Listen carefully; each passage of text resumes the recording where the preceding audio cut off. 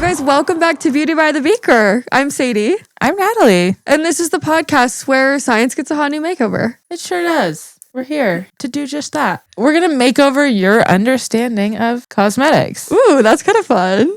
Unfortunately, the puppies... Unfortunately, our beautiful little BX boy, he is not as shy as he was last week. So he's also wired right now. Yeah, I don't know what is going on. Well, I do know what's going on. This is how he is all the time. Oh, it's just his personality, actually. He's just kind of crazy. So give him to me. I'll teach him. How have you been outside the studio, the salon? Oh, other than that, just great. As you guys know, I was in Hawaii where cell phone reception is minimal. True. But not always a bad thing. But the vibes are maximal. Ain't that the truth? And you've also had a very exciting, almost just as much fun as I've had. So the last few weeks have just been a joy. That's how I would have described it as well.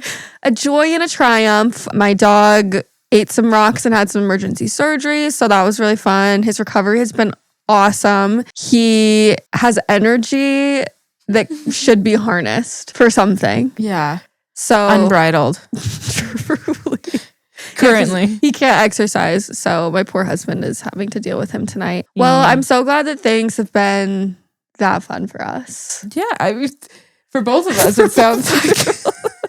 I did, however, go to the Lorde concert in Vegas. Yes. That was so fun. My sister and I drove like 7 hours for a 1.5 hour concert, but it was so worth it. Yeah. Those are the types of memories that I feel like you never regret. Yeah, 100%. And she's been my favorite artist since I was like 13. So it was very worth it. Yeah, I'm so jealous. But unfortunately, it was not in my cards. Unfortunately, you got a cat to take care of. Yeah, I had to take care of my cat.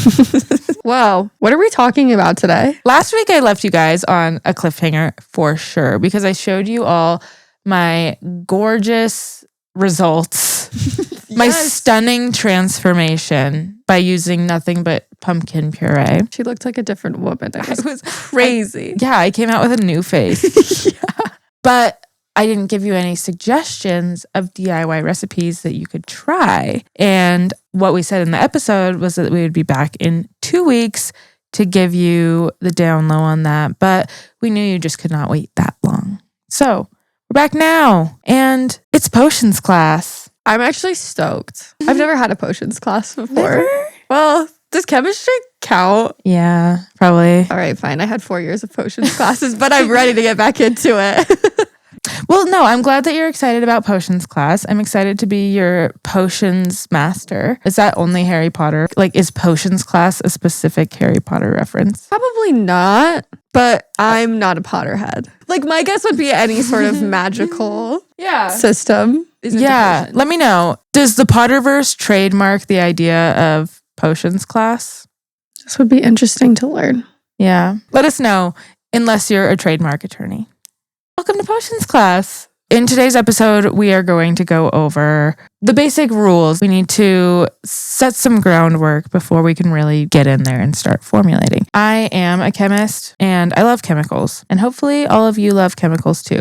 Because if you don't, I have some very bad news for you. Such as? Everything is chemicals. Everything. Sorry, guys. Everything. Yep, everything. So I am by no means anti-cosmetic industry. In fact, I love the cosmetic industry. I'm part of the cosmetic industry. Mm-hmm. I think there are a lot of companies out there who are putting out a lot of great products that they do believe in, products that are safe and effective. If it feels like I am encouraging you to do any DIYs, I'm not suggesting that DIY skincare should be a normal practice for anybody. Yeah. I think it could be a fun thing to do, but in order for it to be safe and effective, DIY skincare in its present form is just not practical. Mm-hmm. What I mean by that is kind of similar to cooking. In many ways, cooking at home is really awesome and great, and you can go to the grocery store and you can get food and you know everything that goes into the recipe, but that's also a lot of work. And unless you are Nara Smith, we typically supplement all of our diets with pre-made foods, things like bread, cheese, pre-cut meats. lettuce. Pre-made from the ground. I was just thinking about sandwiches. Mustard, mayonnaise. I mean, truly. Stop. Don't even tell me about the lotion. But no. The food industry has adapted in that way. It is practical to make food at home. Mm-hmm. But the cosmetic industry is not quite that way right now, at least. And I say right now because I do think that we're getting closer to that. And I think that making cosmetics at home is accessible now. The resources are out there. Many of the recipes that can be found online use fresh ingredients like food. Mm-hmm. That's not really what we're doing anymore. Yeah. Like we mentioned in the preservative episode, food and lotion have a lot in common. Mm-hmm. If you make any DIY cosmetic, you should be giving it the same level of safety protocol that you would food. Yeah. It's very likely that any recipe you find online is not going to be preserved. Yeah. And if you're making a cosmetic with any amount of water in it, then it is subject to bacterial contamination, and you don't really want to take that risk and put that on your skin. Mm-hmm. So things to keep in mind. Let's jump into the first lesson of potions class. Ooh. Identifying good sources of information. Oh, So- good lesson. Yeah. So what do we mean by that? What do we mean by good sources of information? Tell me. A good source is one that has the credibility to back it up. In general, a good source in like an academic sense is going to be one that is unbiased and is backed with evidence and credibility. Mm-hmm. A good source can and should change depending on the subject matter that is being discussed. I think that's kind of like an interesting thing that I have noticed right now with everyone being on social media. There's a constant flow of information, and people look to anyone who has social influence to be the source of delivering that information. For example, a lot of people will want musicians to make statements on political matters or things like that. And I can kind of understand it because it's like you have this platform, you have this outreach, you should be doing this. But just because they have that platform doesn't mean that they're necessarily qualified to be the megaphone for this information. Yeah, or like educated enough to have a stance on it. Exactly. Yeah. Expecting people who that's not their expertise, expecting them to be the ones to educate the masses, it's just not a sustainable model. Yeah. For obvious reasons. We just can't expect anybody with a following to be a credible source for just information. Instead of pressuring people with platforms to do research and deliver that information for people, we need to get better at identifying trustworthy sources of unique information for each topic that we want to research. So identifying actual experts in a field instead of looking for information in the wrong place. Yeah. What could that look like? Well, I have a little example for you. Perfect. As I have mentioned before on this show, I really like trash TV and things like celebrity gossip. So I religiously listen every single week to the Just Trish podcast. And she has her co-host, Oscar Gracie, and he's great. It's just like a gossip, like celebrity. Yeah, they just kind of talk about like hot topics, things that are going on. Usually it's just like celebrities and influencers, news with them, stuff that they're getting into, drama, that kind of thing. But Oscar works for Entertainment Tonight. So he receives press releases. He's worked in the reporting industry for a very long time. For these reasons, I feel like he has a lot of credibility as a celebrity reporter. Doesn't he have like an Emmy or something? He does, yeah. And I think he's a great source for like celebrity news. I think he's really good at delivering fair, unbiased information. Yeah. But there have also been times like on the show where he's just talking about things and there are, like scientific matters or things like that where he usually will preface like, this is not, I don't know really, but like maybe this kind of a speculation. And hopefully everyone watching can watch and make the distinction of he said these things about celebrities and he gets these press releases, like he gets more direct information than I probably get. So that's why I'm listening to him. I'm not going to take his scientific information to heart because that's not his expertise. Like you as the audience member kind of filter what he's an expert at and what he's not. Obviously, someone like Oscar is not claiming to be an expert in anything scientifically related. So if he makes a mistake, it could potentially mislead a few people. But hopefully, because he doesn't present himself as an expert in that field, people don't go to his content looking for answers to their scientific questions. Yeah. Another really fun example of this and like finding credible sources is myself. I love chemistry. One thing I'm definitely not claiming to be an expert at is just legends and fables in general.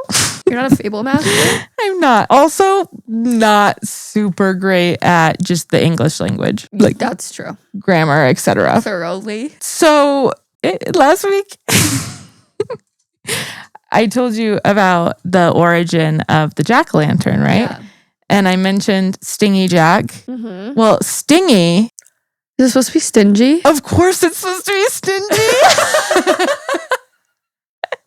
I didn't even clock that. He went to hell because he was such a greedy man. Yeah. A stingy man. And you thought it was stingy? Yeah, I mean they are spelled the same. They are, yeah. Context clues in that really didn't get me. Stingy Jack is so funny. Yeah, I was like, oh, he must be like stinging people. Yeah. Stinging the devil. Stinging him.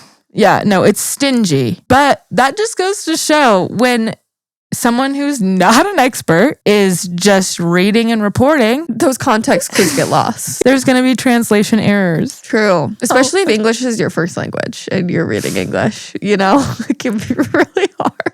It's a tough one. It's really a hard language. It is crazy. Why are they spelled the same? I agree. What's going on? That's a little crazy. Yeah, so that is my apologies, my correction. The legend of the jack-o'-lantern is not based on Stingy Jack. It is based on Stingy Jack, who tricked the devil into becoming a coin. Thank you to your mom for providing the... Yes. Shout out to my mom for letting me know. She has an English major. Even less of an excuse for you. I know. So I mentioned that there are people like Oscar and like myself who make mistakes that are, you know, just kind of funny mistakes, harmless mistakes, maybe slightly misleading, but usually not a huge deal. Yeah. But unfortunately, that is not always the situation. There are people who pose themselves as experts in a topic and then use their platform to discuss that topic, but lack the credibility to actually back it up. So just spreading misinformation on purpose. Yeah. What would the motivation be for that?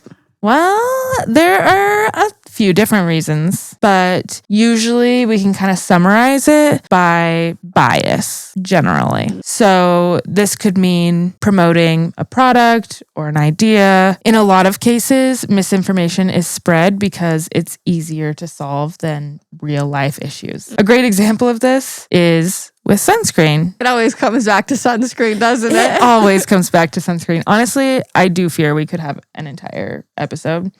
A whole podcast, even. A whole podcast just about sunscreen. Yeah. But I do need to give a little sunscreen anecdote because it's a great example of why misinformation might spread.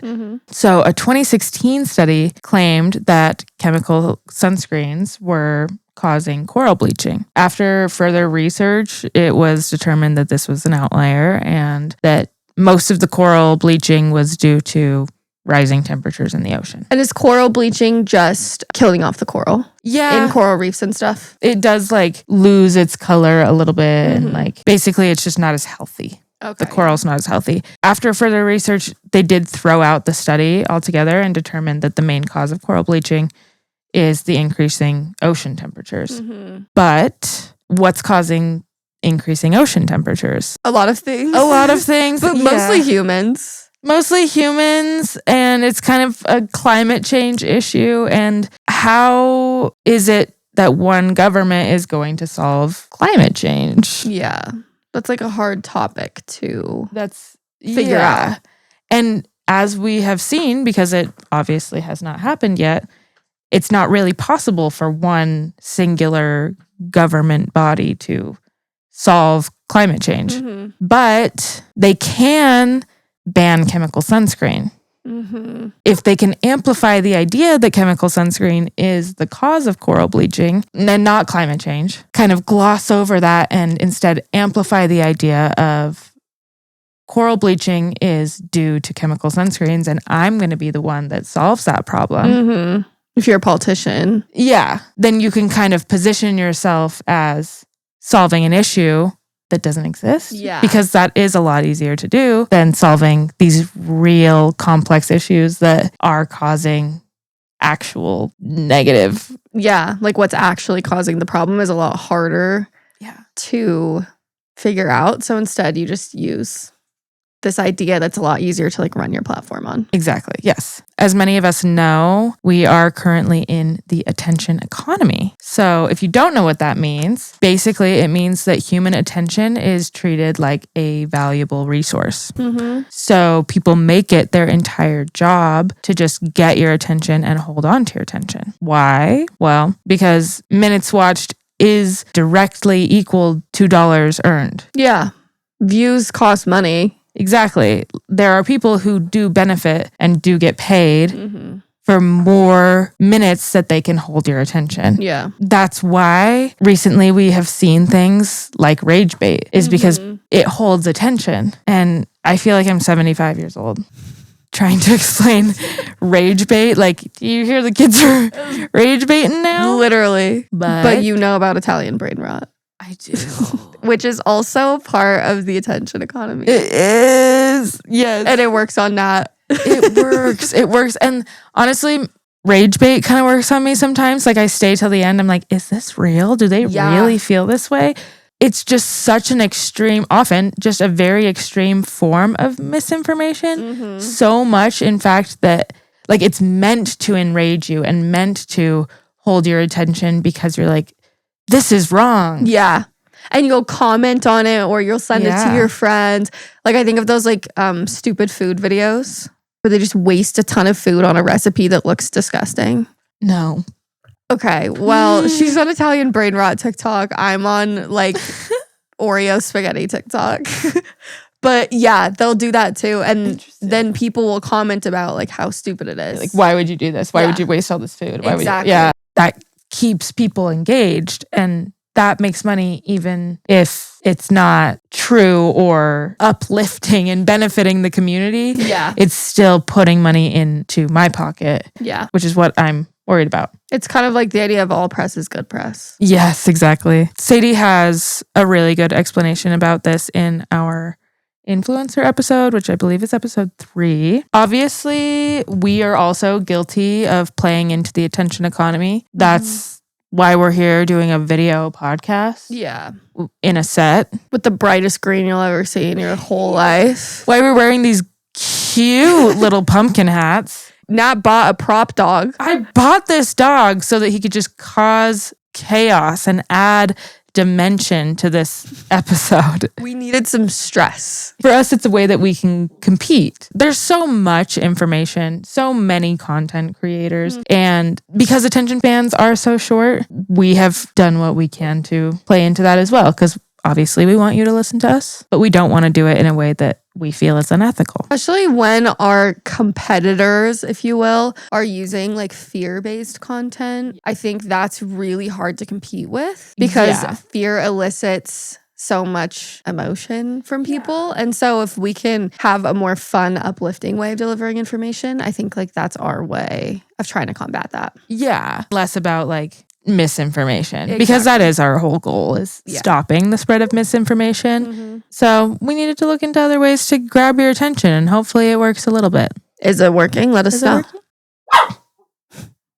And Owen is also contributing to the attention grabbing aspect. Exactly. He wants to be part of the conversation still. So as media consumers, it can be very, very difficult to determine who is and is not trustworthy, especially with platforms like TikTok and Instagram. We all know that social media is not always what it seems. People can lie online.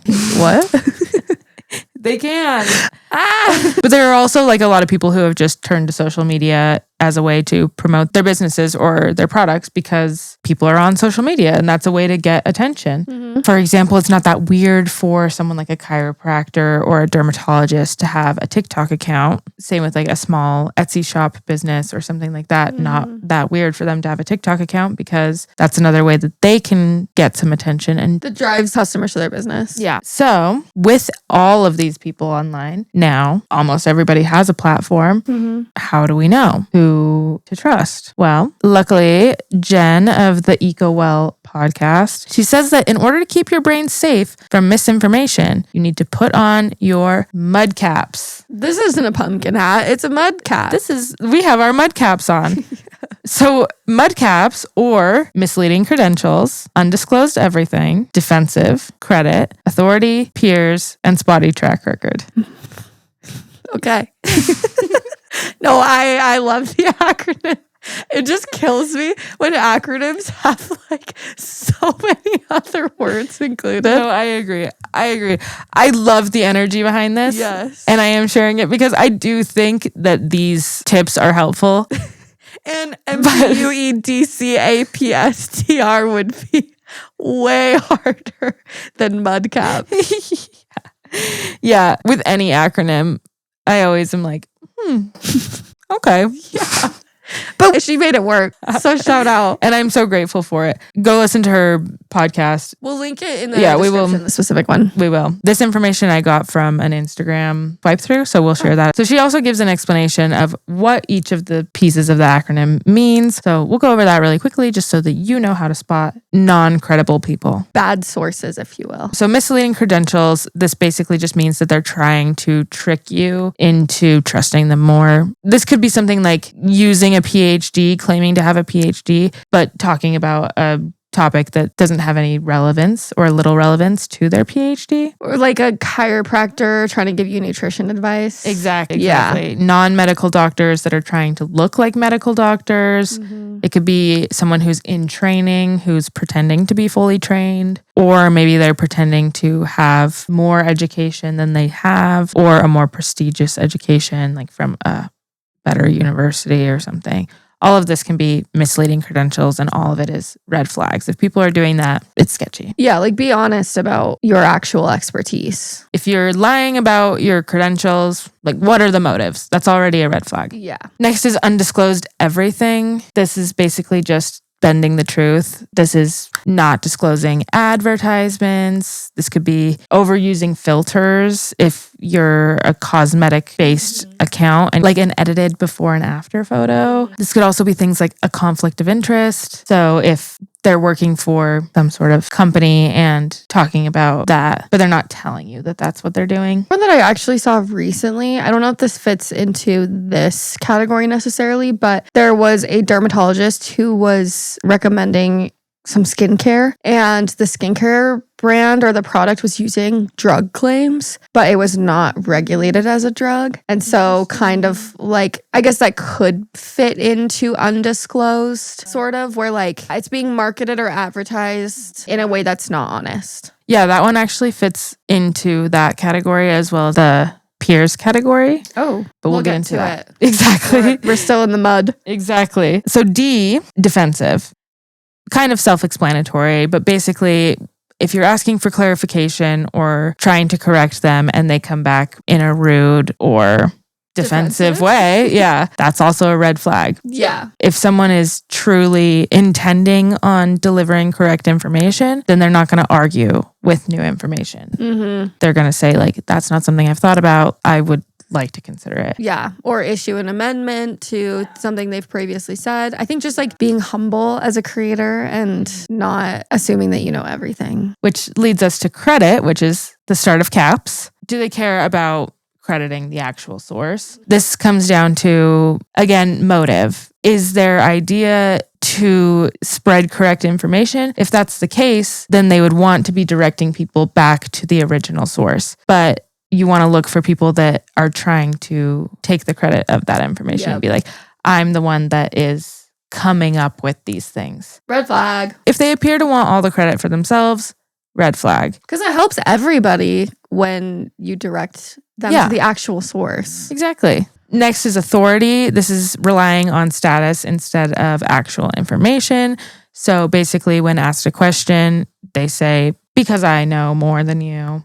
Mm-hmm. So not actually citing evidence, but just citing experience.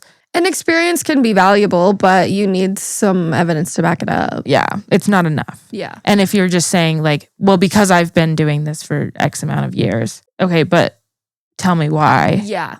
Where did you learn to do that? That sort of thing. Can you cite something that tells me why that is the case? Yeah. Next is peers, which we teased a little bit earlier, but as Jen puts it, do they associate with dodgy people? So promoting bad products or companies, or associating with people who are engaging in really reckless behavior. Mm-hmm. I don't think that there are bad people. Obviously, this is a very big topic. Yeah. But are they showing tolerance for bad actions? Yeah. And if they are, that's a red flag as well. Yeah, like are they willing to kind of sweep things under the rug, especially if they're getting paid for it? Like, for example, that dermatologist should have known better. They should be aware that those sorts of claims are like in drug territory. And so this is something that actually the EcoWell Jen talked about on her page. That's a great example of that. Like, as the dermatologist, you should know that's a drug claim, and I should not be supporting a brand that wouldn't know that, because that means that they haven't been doing their proper research, or else they would know that they can't be doing that. And then the last one is spotty track record. So basically, are they just super inconsistent in their message? This is different than growing and changing your mind. Mm-hmm. Obviously, we need to give people room to correct their mistakes. There are going to be times on this podcast where we say something and we get it slightly wrong, or new information will emerge, or we'll just have conversations that change our mind about certain things. Yeah. Something we haven't considered, or like research that we didn't find, or something like that. None of that is a problem. Yeah. All of that is normal. All of that is, to me, green flag. What you want to look for is, are they just following trends or only saying what they need to gain attention in that very moment? Are they always claiming that every single thing is the very best thing? Mm-hmm. Or like oversharing incorrect information? Yeah. Basically, like, are they really thinking about what they're putting out there, or are they being a little bit reckless about the stuff that's going out? Yeah. Might not be the best source if you're trying to find correct information. Since we have been talking about how to spot good information online, there is obviously no better time than now to highlight the EcoWell podcast. Jen is a great source of information when it comes to cosmetic science. She has a lot of experts that she interviews, and then they get to come and share their specific expertise. Yeah, she does a great job of that. And that's who I got this mud caps thing from, which was great. And like you said, we'll link her Instagram post Yeah. so you can like read about all of the things as well if you want to. Yes. And it'll be on our blog post. So thank you, Jen, for all of that. She's a great follow. Yes. So number one lesson of potions class, know how to spot bad information. First and foremost, most importantly, Knowing how to identify credible sources is the most important thing, so that we don't get led down the misinformation corridor that makes you make bad decisions. yes. Obviously, we had to get that out first. Lesson 2, identify your why. Ooh, just in general? What drives you? Why are you here? What are you doing?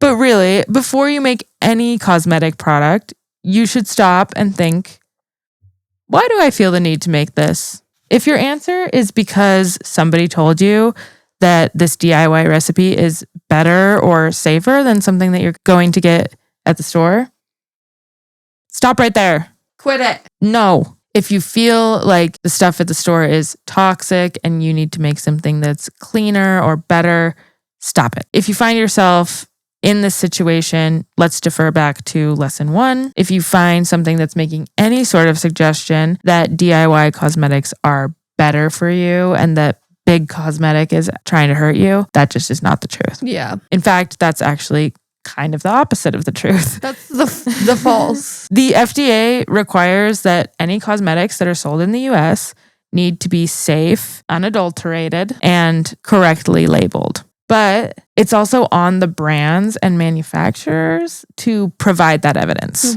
A lot of these regulations are kind of the FDA's sort of like, hey guys, your products need to be safe and you need to make sure that there's no problems. And if there are problems, you need to show us that you have this taken care of. Instead of let's prove all of this stuff before it goes to market. Yeah. It's sort of on like an honor system. Kind of, yeah. So it's like the FDA regulates, like they have to say before it goes to the market, you have to have all of this stuff. But we're not going to look at it unless there's a problem. Yeah. What this results in is that as brands get bigger and bigger, they have more eyes on them. And therefore, they don't take as many risks, typically. The more people that are using it, the more likely it is that someone is going to have some sort of issue. Yes. Just statistically, that is the case. That's the only reason that the FDA would really take issue with a brand. Yeah. Not only the FDA, but also the US is very litigious. They are. People love a class action lawsuit in this country. And so there's just more risk for a brand in general if they are selling things that are not well made. Yeah. And so with that in mind, there really isn't anybody that's regulating DIY cosmetic recipes online. Like the recipes that you find, no one's really regulating that. Especially like SPF, like a DIY sunscreen. Yeah.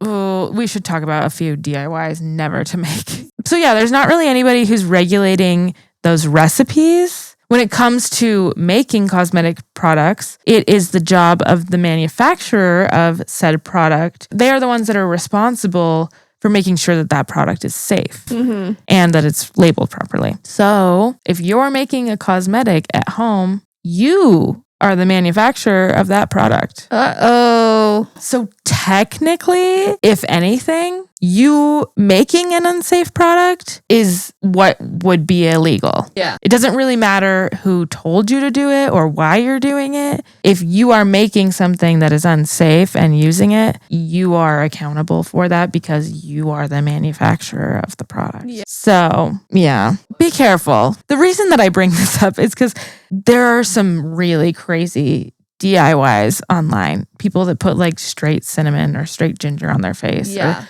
vinegar and lemon, things like this, where it's like, that's not necessarily the safe and effective way to use these ingredients. And as far as regulatory bodies are concerned, the manufacturer is the one that's responsible for knowing that. And like those recipes are usually posted by people who probably don't have experience in formulating recipes. Like we would never put something out like that. No. So it's like the blind leading the blind. Which is, again, why we defer to lesson 1, know how to spot good information. Yep. But lesson 2, to sum it up, identify your why. Figure out what drives you. Why am I making cosmetics? Lesson number 3. Scientific studies are based on existing scientific information and are intended to grow the current body of knowledge and understanding. Flawless. What does that mean? What I mean by that is when cosmetic formulators are making your products, not only are they researching each individual ingredient and its function, but they also have access to a lot of information and studies on those materials. All of the cosmetic materials that we're using have been repeatedly tested, refined, and improved upon. And cosmetic formulators have access to that history. They just have a lot more context of the ingredients and what each one is doing. They'll also get sent like updated studies as more data comes out on the ingredients. A lot of suppliers will send them to formulators. So they just have like the most up-to-date information on the ingredients. Like formulators don't have to rely just only on their own testing. They don't have to test each ingredient to make sure that it's safe. Yeah. A supplier has an ingredient and they get the ingredient and they're also given safety information about that ingredient. That's like where they are starting at. That's not always the case with DIYs. Yeah. What sort of information do the suppliers provide? There are a few different things. One is an SDS or safety data sheet. This is literally just, it follows a certain template. How to like clean it up if it spills. The composition of the material, how it reacts with fish, what level of hazard you should have as a human with your skin. All of that's in the safety data sheet or SDS. But suppliers will also provide formulators with things like technical data sheets, which is more specific to formulating with the product. It can be things like use levels, and oftentimes there are like studies included with graphs and results that they can use when formulating a product. Yeah, I feel like the use levels are also really important to know. That's something that you don't necessarily know if you're making DIY cosmetics, but not everything can be used at 100%. No. Like most things can't, honestly. And so the suppliers have data to show at what level it's safe to use that ingredient because they've studied it. And so they'll provide that information. And a lot of the times cosmetic formulators are starting off by learning existing formulas or existing recipes so that they can become familiar with everything in the formula, all the different ingredients, before they can even really understand how to formulate something on their own. Yeah. I think of it kind of like baking cookies. That's not my expertise. So I can feel a lotion and I'm pretty good at saying like, I would change XYZ, but I can't do that with cookies. If they come out wrong, I really don't know how to fix it. I'm sure I could look into it more, but it's just not the expertise that I currently have. I made cookies last night, actually. I had to look up what baking soda does because I kind of had the realization because I was preparing for today's episode, like, I don't know what baking soda does. Like, why do I need to put it in this formula? I used to always see these graphics on Instagram that were like cookies, and it's like, if you change one element, like here's how, like people would make the cookies with like each. Those are so interesting to me. Yeah. That's the kind of information that formulators have for cosmetics. I'm just thinking about the fact that every time I see one of those graphics, I'm like, this is so crazy. And I don't internalize a single thing. Neither do I. I have no, like, it goes in one eyeball and out the other, but it's so fun to look at while I'm looking. Same. I still am like, so what does more butter do? Is there a difference between softened and melted? No. I don't think so. But yeah, there are people who are really, really good at baking, and even people who make their own recipes. But typically the reason that they are able to do so is because they've been practicing for a very, very long time. Yeah, that's their job. They've been making these recipes and taking the time to really understand each ingredient and what it does in their recipe and what changing that level, what outcome that will have. And that is honestly something that takes like kind of a while to develop. That's not It's an not easy easy skill to figure out. So yeah, if you don't have experience doing that and you're just doing it at your house, it can be really difficult. And like what I mentioned earlier, cosmetic DIY is still so primitive. At this present time, it's not very similar to baking or cooking, where you don't really have access to the same level of information. Yep. I worked in contract manufacturing. Sadie works in contract manufacturing. You get to experience a lot of types of products, a very wide range of products. Yeah. But you don't really ever specialize in any one particular type. And for that reason, I found myself reaching out to experts because if I was having issues with formulas, I knew there were people who their entire job was just that one issue that I'm having. And I can reach out to them quite easily and get help. Again, when you're doing a DIY at home, not really the same thing. Yeah. Formulators do all of this to ensure that the finished product is safe and effective. They do all of this research before formulating, but then even after that, even after the formula has been approved, it's not required technically, but oftentimes companies will do things like an HRIPT, which stands for Human Repeat Insult Patch Test But basically, it's just a patch of the product for a given period of time to make sure that it's not going to produce an allergic reaction. Companies will do this before it goes on the market. Again, just because they don't want people to have allergic reactions. It's like a bad look for your brand if people are having allergic reactions to your product. And allergic reactions are actually exactly what leads us to lesson number 4 of potions class. Lesson number 4 is there is a reason that cosmetic ingredients are refined. What could it be? They are, spoiler alert, quite refined because plants produce a lot of really, really great things. And we have been using these great things for medicinal purposes for centuries. Mm-hmm. But they are also producing all of the stuff that's like super great if you're a plant. Mm-hmm. And we as humans, not plants. If anyone here is a plant, raise your hand. If you're a plant and you're listening to this, what platform? Can you leave a review while you're here? We're not plants. So that means that there are actually a lot of things in there that are not ideal for us. True. A big one is allergens.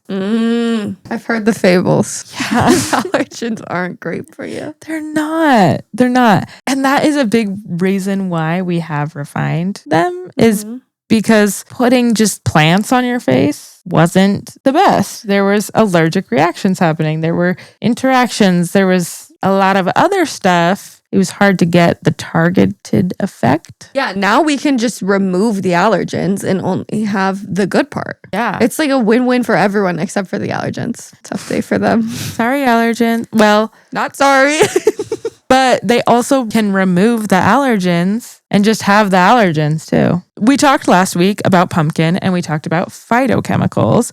Phytochemicals are essentially just all the chemicals that plants make that we as humans benefit from. Mm-hmm. But the composition of the phytochemicals in plants can and does change very drastically depending on what process that plant has gone through.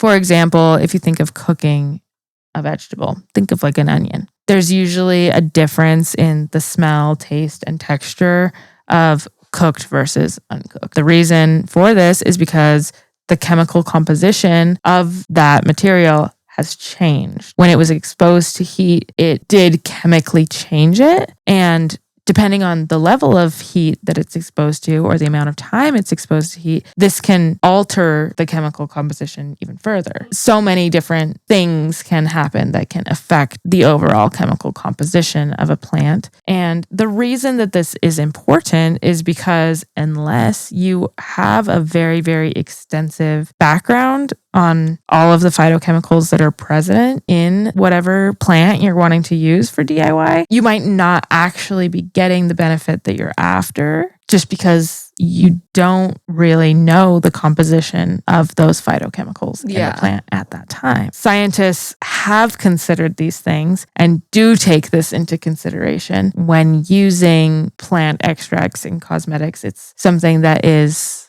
by a specific process, the beneficial ingredient that we want from that plant is extracted and purified so that we get that and nothing else. And almost more importantly, so that we can have it in a controlled amount, a known concentration. I mean, correct me if I'm wrong, but do the phytochemicals change depending on like ripeness or time of year, the soil? So yeah, that makes sense that if you make it yourself, you could be getting a different plant every single time. Exactly. Whereas if you're using something that's been extracted, it's the same every single time. Exactly. Some apples taste better than other apples, even if they're the same apple. Watermelon. Yes. Watermelon, sometimes you get a really, really good watermelon, and sometimes you get a watermelon that is just okay. But that is because of the different phytochemicals that are present in that watermelon. Yeah. But imagine if you could have the ripest watermelon every single time. Yeah. With professional cosmetics, it can be tricky with things like plant extracts to know if that's actually in your product. Because a lot of the time, it's not. Yeah. It'll be kind of sprinkled in there and they're like, oh yeah, it has aloe vera or whatever. And it's like not enough to actually do anything. Yeah. Unfortunately, plant extracts make great marketing stories. Yeah, top 10 marketing stories for sure.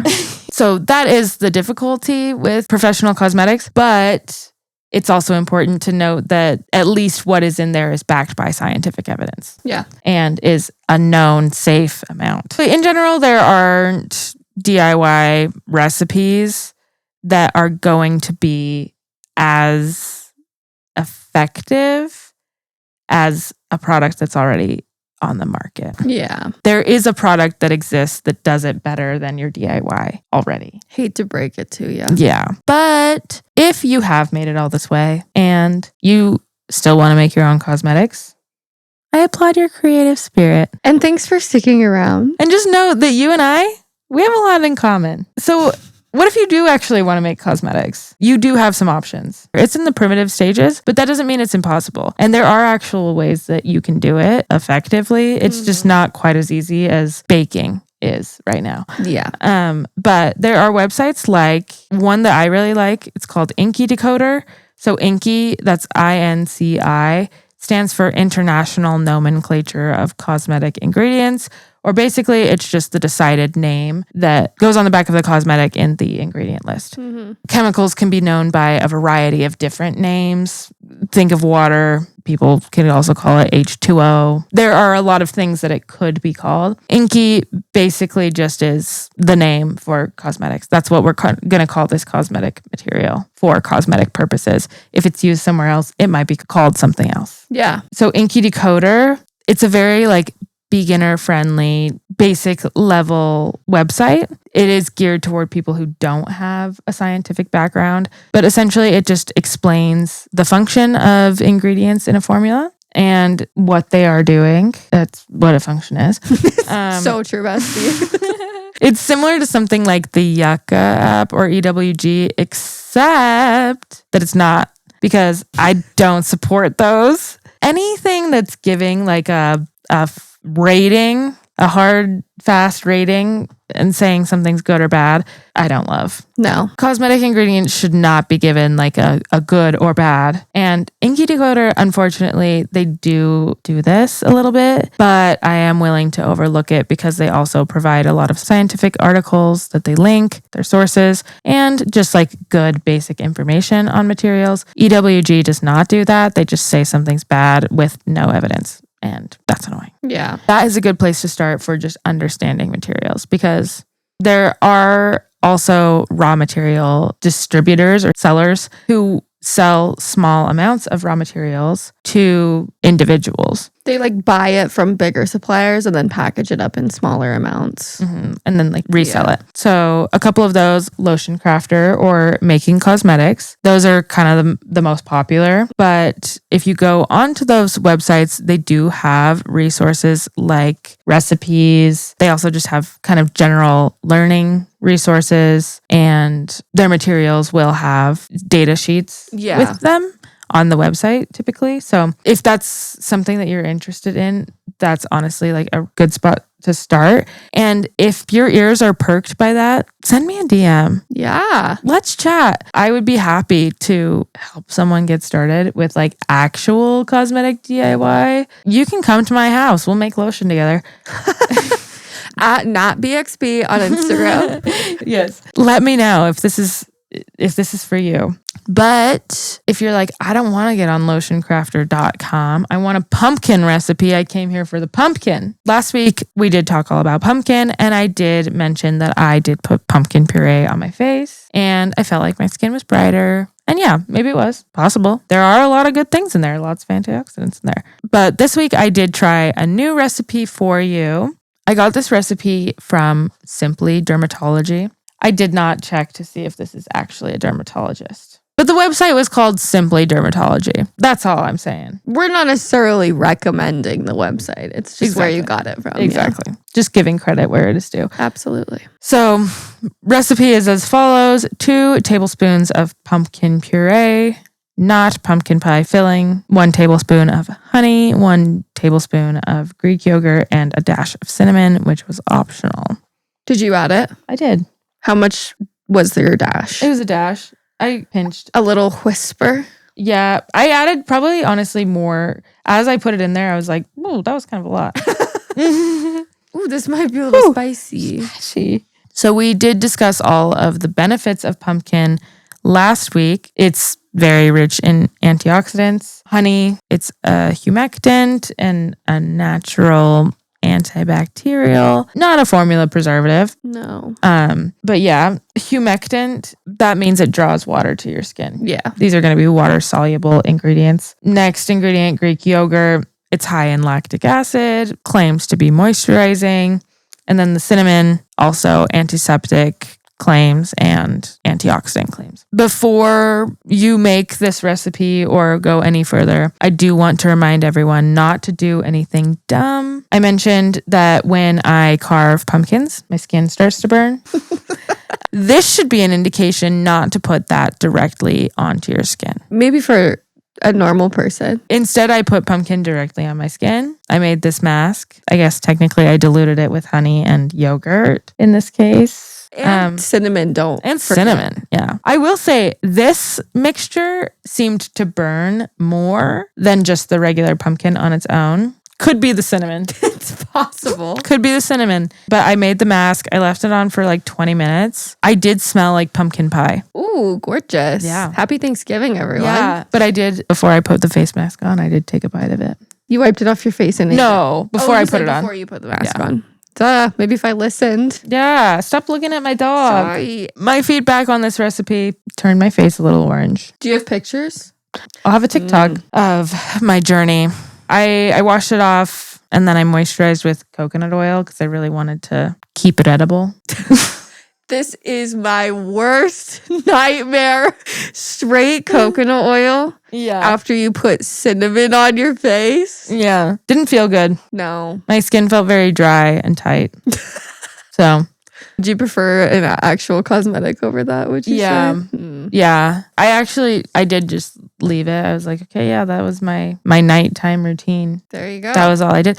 Yeah, I did just do that. But then this morning I woke up and I washed my face and I put on regular lotion. And I was like, wow, lotion is great. Thank God for modern cosmetics. Exactly. So my last notes that I want to end on for my experience was preservation. DIY cosmetics, that's really the area that I still am the most concerned with. Yeah. So if you go back and listen to Sadie's episode on preservation, part 1, she talked about how preservation testing works. And typically there is preservation in the product. If it's being tested for a preservative, there's going to be a preservative in there. Hopefully. And then they will introduce bacteria and see how quickly it dies out. I learned that it is supposed to be completely killed by 2 days.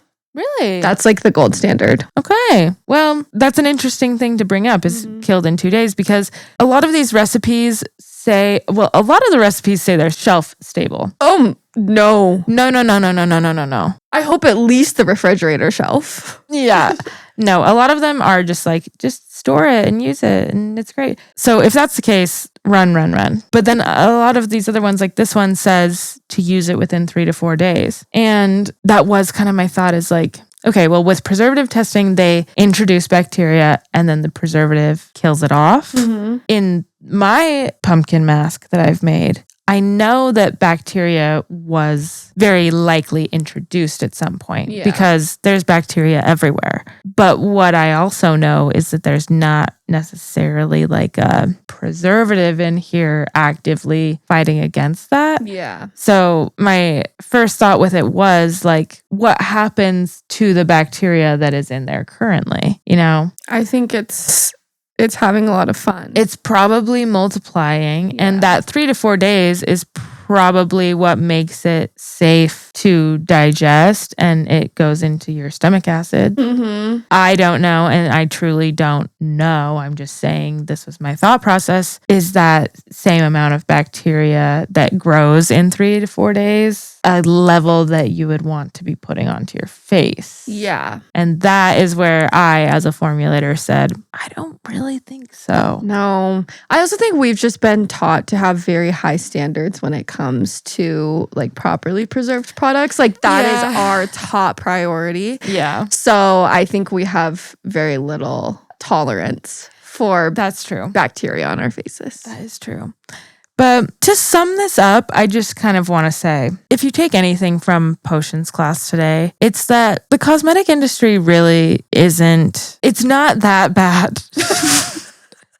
Not that bad. Yeah, I think, go on record. Here's my truth.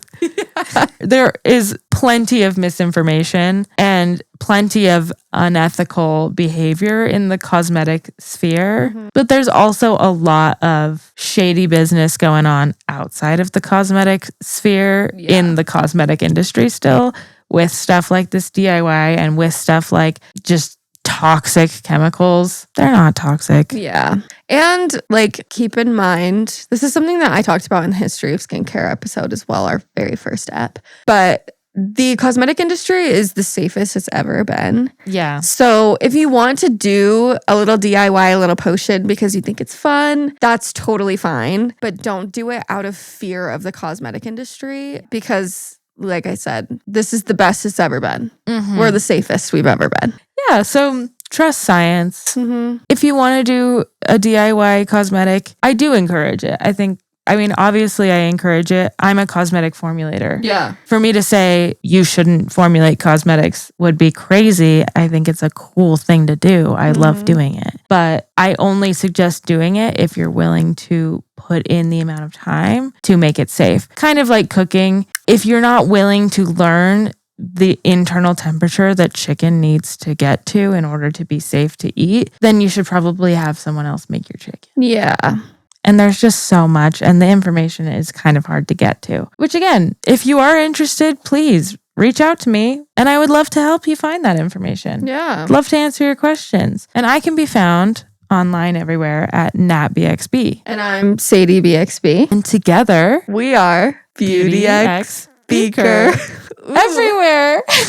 Thank you so much for our first potions class. You're a potions master, I would say. Oh, thank you. Definitely not a master by any means. I only have a bachelor's degree. You're a potions bachelor. Yeah, no, that was great. And make sure that if you guys do make DIY cosmetics, patch test first, do it safely. And tag us. Yeah. And don't forget to put on your mud caps before. Be safe, be smart. And we'll see you again next week. Yeah. What are we doing next week? Next week's going to be really fun. Next week's going to be hype. Yeah. For sure. It's going to be a very special... spooktacular. Yes, we're going to be answering some of your questions about pretty much everything. Yeah, we got some really great questions and we're going to be answering them. Pumpkins will be involved. If you're not done, if you need more, go to our website for blog posts for today's episode with sources and all other things that you might desire. We have merch now. We do. It's a limited selection currently, but we are working to get it going. For listeners of the podcast, you can use the code BXB10 for 10% off. And please do. And support us and get yourself some cute stickers. Yeah. Thanks so much for tuning in. And we'll see you guys next week. Bye. Bye.